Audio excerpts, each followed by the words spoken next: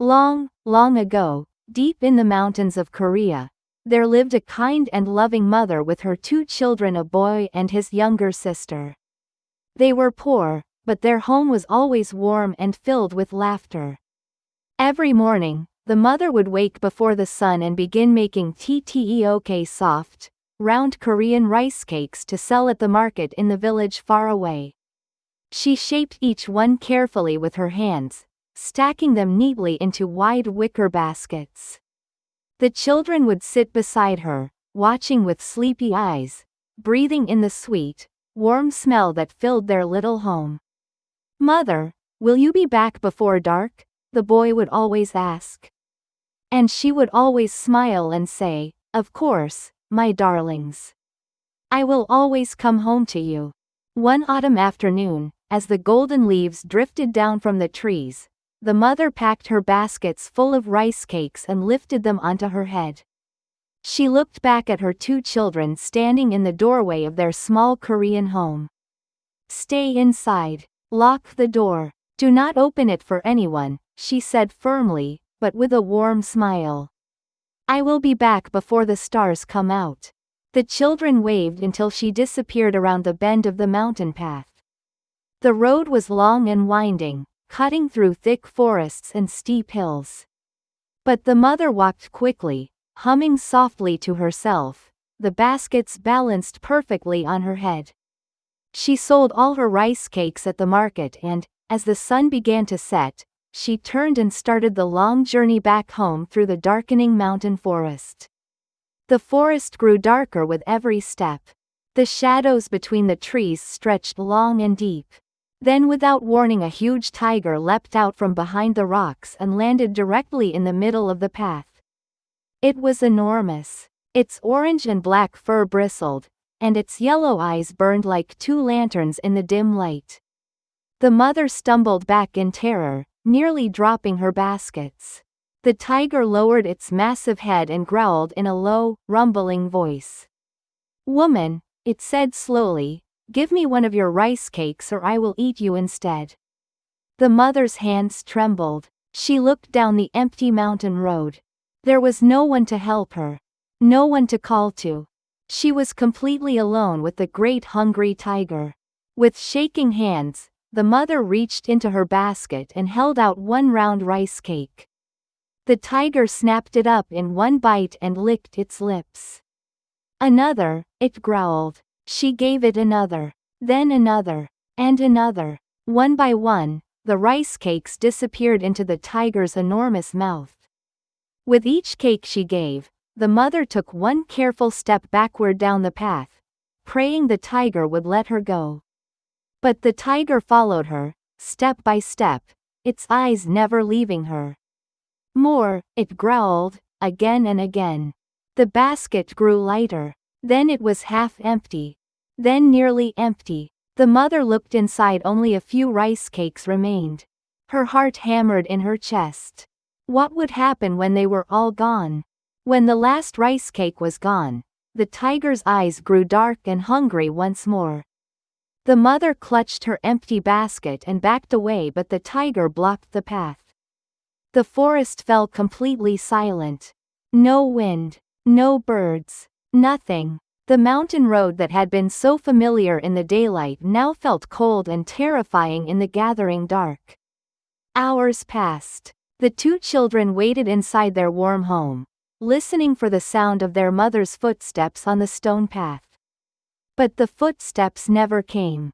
Deep in the forest, on the lonely mountain road, only the empty wicker basket remained tipped on its side, a few rice cakes scattered across the cold stones. A piece of white fabric from a hanbok caught on a pine branch, fluttering silently in the night wind. Their mother was gone. But that was not the end of the story.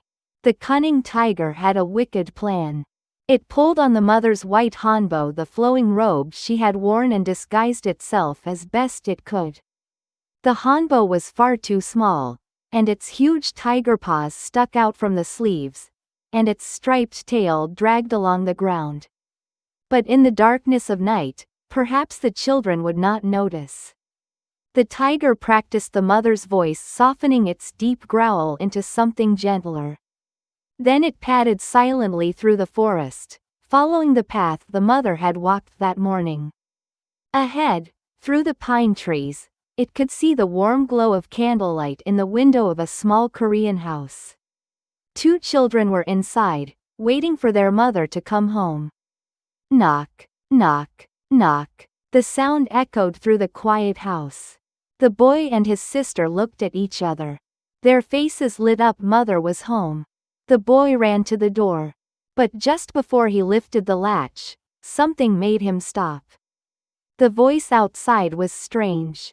It was their mother's words, but the sound was wrong, too deep, too rough, like rocks grinding together.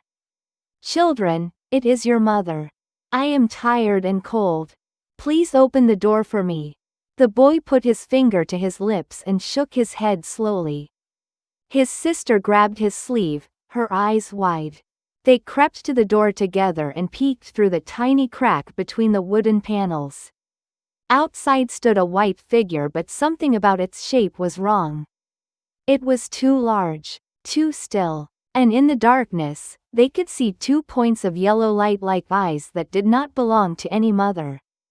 The boy thought quickly. Mother, he called out, trying to keep his voice steady.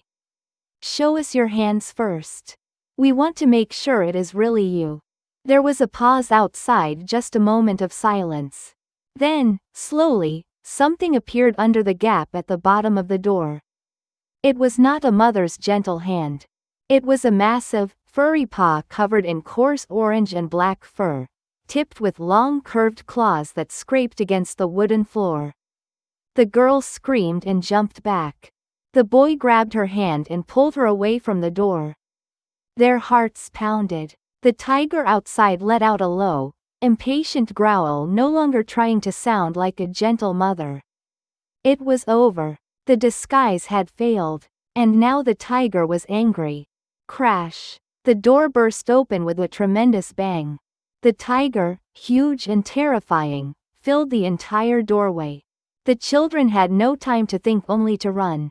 They flew out through the back of the house, bare feet hitting the cold ground, running as fast as their legs would carry them into the dark night. They ran through the yard, through the gate, into the forest, and then the boy spotted it. A great pine tree, its branches stretching up and up into the darkness above. The tree. Climb, he shouted. Up they went, hand over hand, branch by branch, higher and higher. The rough bark scratched their palms. Their arms burned with effort.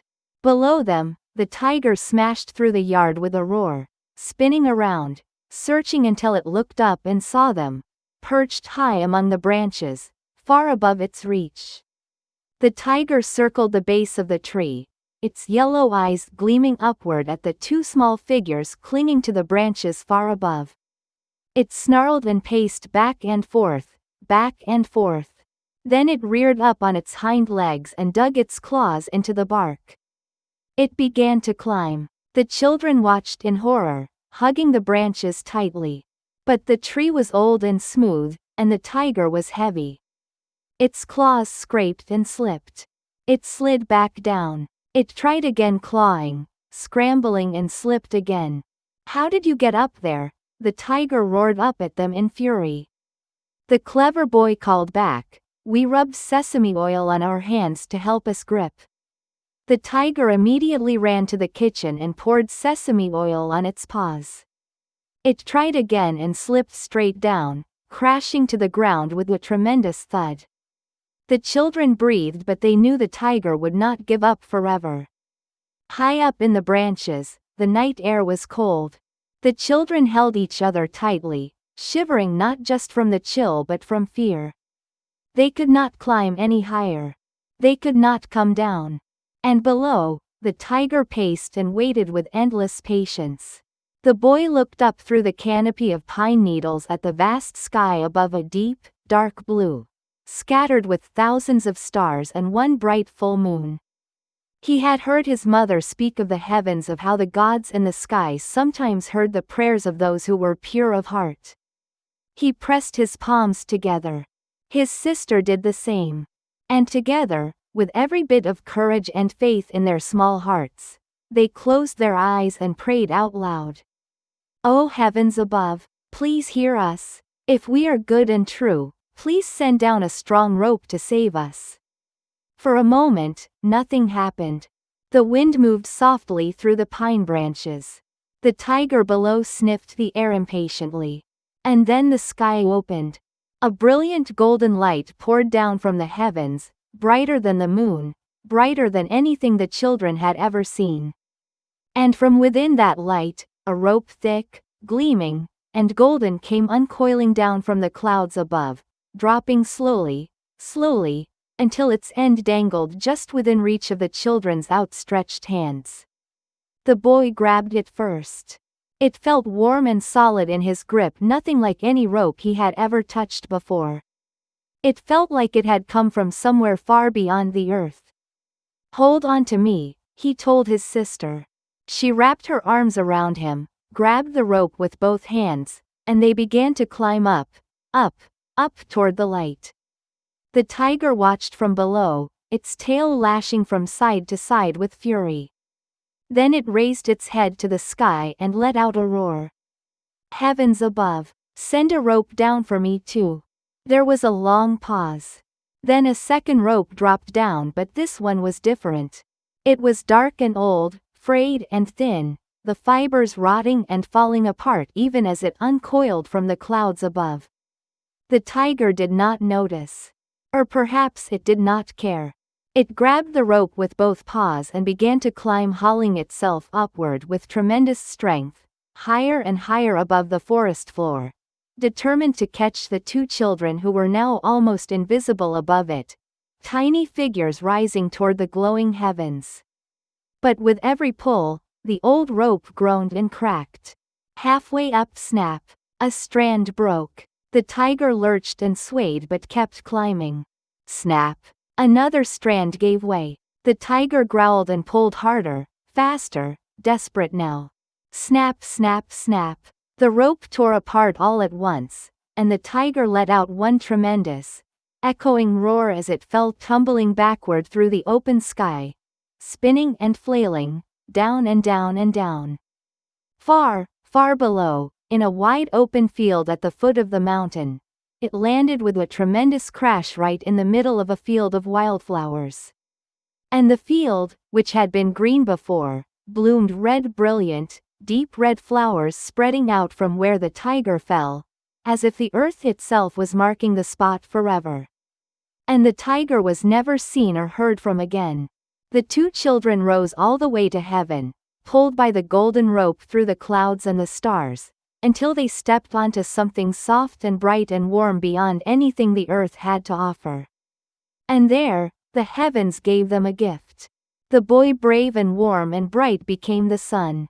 Each morning, he rises above the mountains of Korea, spreading golden light across the rice fields and the rivers and the little thatched roof houses in the valleys below. And his sister, gentle and calm and faithful, became the moon. Each night, she rises softly into the dark sky, casting her silver light over the sleeping world, watching over every child tucked safely in their home. And the people of Korea say that even now, on quiet mornings when the sun rises warm and golden over the mountains, that is the boy, still keeping watch. And on still, clear nights when the moon shines bright and full, that is his sister still there, still gentle, still watching over you. The end.